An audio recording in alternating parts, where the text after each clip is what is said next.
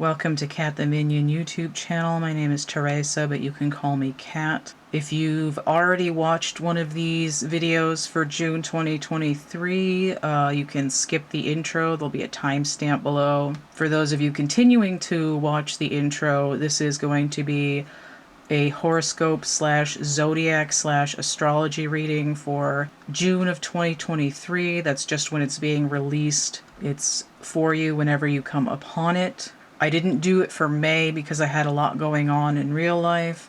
I figured out that I was autistic a couple months ago, and I've been getting used to some new medication while I'm waiting to get tested. I've had a lot of family stuff going on in terms of medical travel and emergencies and all of that. I've also been doing a lot of work on updating the thumbnails and descriptions in my YouTube playlists. I need to update my website some more and some other stuff related to my business. So I did the second half of my deck of angel cards in the interim here. This is going to be the back of the deck. We'll have more information on these when they come out, and you'll be able to see more of the images once that's finally published somewhere. Hopefully soon. I've got some more work to do with these plates before I can get that happening. In addition to the other decks that you can see on my channel, I've just gotten the Wild Unknown Alchemy deck. If you've been watching the June card of the day on my social media, you'll see a few of these in there. And once I feel more proficient with the deck, I will be doing a review of that in my Cats Hit the Deck review playlist.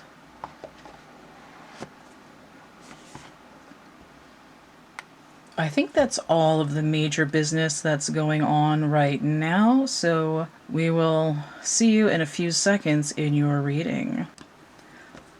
Virgo. The totem for your reading is this set of Chinese balls for hand stress.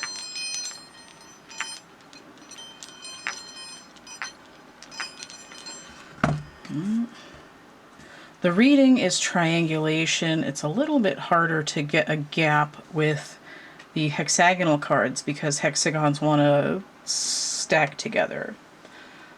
So the way this reading works is this card is going to be what the problem is or some kind of introduction to the reading. And this is the past, the present, and the future. And then they're all connected to each other, and then you come through the center like a portal, and then we get an outcome or information. So the decks I have two hexagon decks now. This is the elemental hexagons I've been using for a while. You can see the roughage on the edge there. And the new one here is the Wild Unknown Alchemy. So I'll probably be using the book because I've only had it for a couple weeks. And if you're looking at the card of the day for June, you'll see it pop up a few times. So Virgo, what I want to say, if you skipped the intro bit, I found out recently that I'm autistic. So if you are autistic or ADHD or some other form of neurospicy and you feel comfortable talking about it, comment below and let me know if there's some kind of reading that you'd be interested in having from me. If you can think of what your needs are or what you're looking for. So let's look at the Virgo, what's going on with you roughly this month.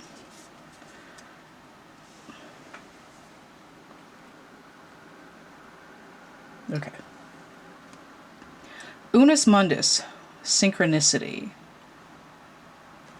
So these snakes sort of represent how I see the different phases of time connecting to each other. One's leading into the other. This also looks like a snake shedding its skin, but it's not specifically the Ouroboros, unless I read the book and it says that it is. But let's take a peek and see what's in here. This is number 63.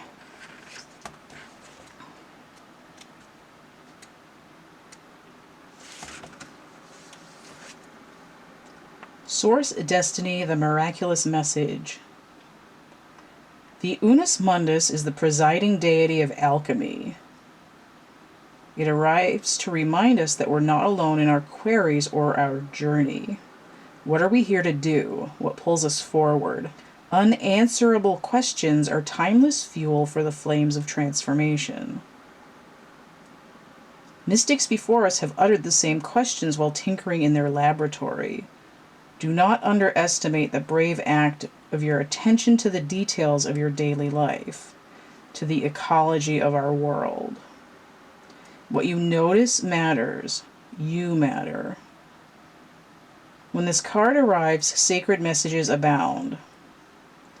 Everything is a living symbol, a synchronicity. Its guidance is sent directly from the alchemists who have come before you to encourage you along the way. See the deeper meaning of what is in front of you. In this very moment, the new eye opens. Okay, so there's sort of like an eye shape in the middle.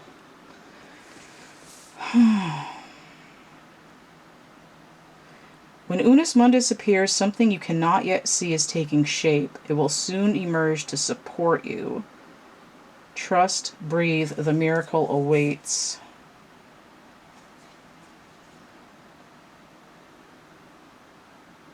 Something is sure to stick out to you today. A word, an image, lyrics, a memory. Take note.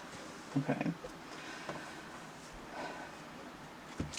So there's an aspect of spirituality where what we're aiming towards or what's coming next is hidden. It's not necessarily a surprise, it's just this idea of trusting the path that you're on. Now, there isn't a lot going on in Virgo for another month or so, but Virgo is ruled by Mercury. The sun is in Gemini until the 20th of June, and then on the solstice it goes into Cancer. Now, Gemini is the sister sign to Virgo. So if this is Virgo and the box is mercurial energy, then this one over here is Gemini. And if we look at the tarot in general, the energy of the sun, which is where Mercury energy is sitting, the sun combined with Virgo is the Eight of Pentacles, which is work, or sort of your nose to the grindstone. So for Virgo, it's not necessarily trying to run towards your next destination. It's to focus on the work that you're doing and to trust that what you're doing is going to bring you where you need to be, or bring what you need to you. And the way, and you don't want to micromanage the universe, but the way that you can get a little bit of reassurance is to look out for those synchronicities. So let's see how Virgo is dealing with the sort of mystery of the path in the past. So we have phosphorus, and it's a little bit difficult to tell whether things are upright or not with the hexagon, so I'm not going to worry about that unless I'm really feeling it. Phosphorus, number 15, a fork in the road. So this is equivalent to judgment in the tarot, related to metaphysical world and hell. But what I see is this duality of Mercury again. You know, this is Virgo, this is Gemini. But what I'm also seeing is I don't know which path I'm on. But you don't need to actually take one of these paths right now. You're here and you need to, like, tie your shoes and make sure your pack is all packed up right. Right? I need to make some snacks for the trip and not worry about where I'm going. And it's funny because in The Binding of Isaac which is a game that I play all the time. One of the sort of mystery wisdoms that one of the slot machines spits out is, when you come to a fork in the road, take it. But it means literally, because one of the pickup items in the game is a fork. But it's this kind of synchronistic double entendre where things might not always mean what you expect them to. And you have to take a minute to ask your body what is right. So in the past, Virgo is like, I don't know where I'm going. Is it this way or this way? And you just kind of spin around in a circle, like that meme of John Travolta holding his coat, looking like this way and that, and holding up his hands in confusion, from Pulp Fiction. So let's see how Virgo is dealing with mysterious fog in the present. The chessboard. Germanium. Disagreement related to Neptune energy. So this is kind of like the subconscious. But the idea that we have a chessboard here is better than a pathway. Because on the chessboard, each piece has a certain way that it moves. If you're a queen, you can go up and down, you can go left and right, you can go diagonally. If you're a pawn, you can only go up and down. If you're a horse, you go in an L shape, and so on. So depending on what you're working on, as if each one of these pieces was a task, it sort of dictates your movement. There's sort of rules to the game. But in order to understand how that movement works, you have to learn the game. And this is something that's happening right now, but it's more of a subconscious thing. But the way to connect to the synchronicities is to say, you know, like, oh, this patch of ground looks like a horse. I'm going to plug it into my subconscious system, and suddenly I've got a ding, and I know that I need to go up and turn left, or I need to go up and turn right. Instead of, you know, going 5 miles west at the fork in the road. It's a little bit complicated the way that I'm explaining it, but it's like I'm learning steps so that when I'm prompted, I don't have to think about what I'm doing. I can just do the moves, right? It's like repetition until a certain task is relegated to the subconscious. Because if you've been driving for a long time, you might be driving and you're thinking about something and you realize you haven't been paying attention to the road for the last 5 minutes, because all of those motions are relegated to the subconscious. And this is what that's talking about. The synchronicities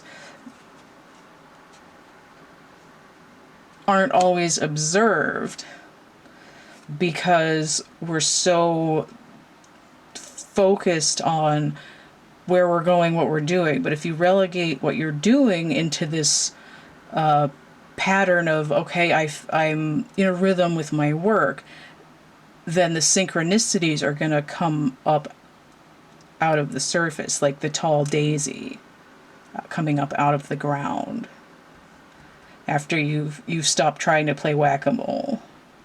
I feel like I'm really not explaining this very well, so I'm hoping that this makes sense to some of you. If it doesn't make sense, then I don't know. Maybe it's not the reading for you, because I feel like I don't have another way to explain it right now. So let's look at the future for Virgo. Now this is going to be in the challenge position. because all future cards are in the challenge position because it's something that's being worked on. So we have antimony with all the hieroglyphics here. Ancient knowledge. Okay. 51. Okay, so this is 15, this is 32, breaking down to 7, which is roughly half. No, 5. Oh my god. This is 32, which breaks down to 5, which is like a third of this. Like I'm breaking it down into simpler elements. I'm just focusing on what I'm working on the big picture. But by the time I get here, I'm not focusing on the map. I'm not focusing on where I'm going. I'm working on translating the synchronicities. I'm in communication with the universe. I'm downloading information because I'm more receptive to those daisies that are popping up. And see, now I've gone from 15 and switched it around to 51. So it's sort of like I've gone to the other extreme, but I've turned my problem around by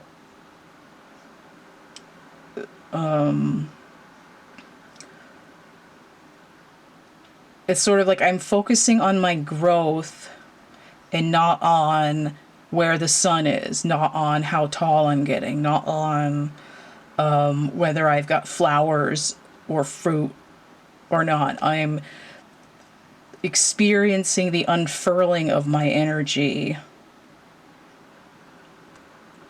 without having a specific destination that I have to do right now because it's stressing me out, or a specific time frame.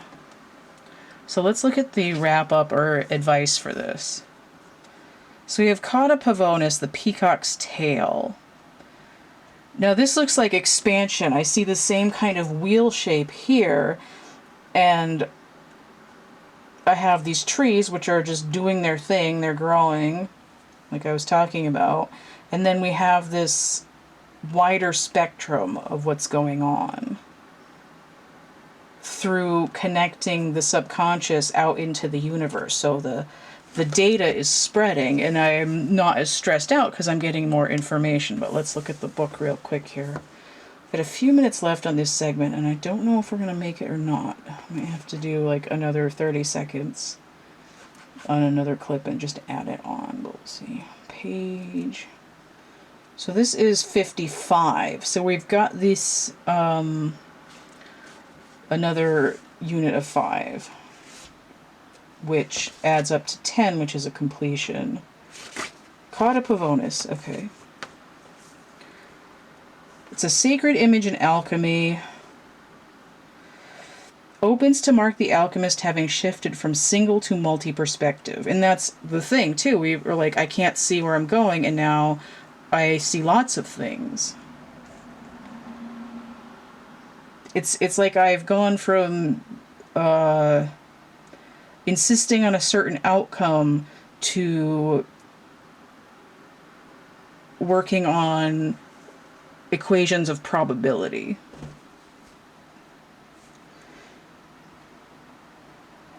This is a great achievement. The alchemist has opened 1,000 sets of eyes instead of one. They've discarded black and white thinking and allowed the full spectrum of colors, nuances, and solutions to come into the fold. The force field of possibilities has opened.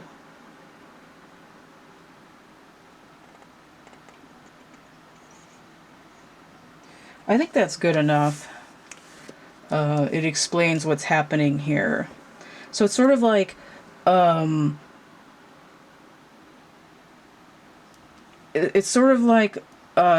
going from too many mind to no mind to a different, entirely different mindset. Right? It's like I was stuck in base 10 and I couldn't figure out where I'm going, but if I go into base 60, now I can see what I need to do to get to further my journey. Okay? Hopefully that made sense. I feel like I made it make more sense at the very end. So take it easy, Virgo, and stay groovy, and we'll see you on the next trip. Bye. Thank you for watching. Stay connected with CATtheMinion energy work. Check out my complete suite of goods and services conveniently from my Linktree. linktr.ee/CATtheMinion. Color your way into some relaxation with my coloring books Energy Forms and Draco Forms on Amazon. Get groovy with fashion and home accessories from my Cafe Press or Redbubble shops. Decorate your environment with original art and divination tools from my Etsy shop.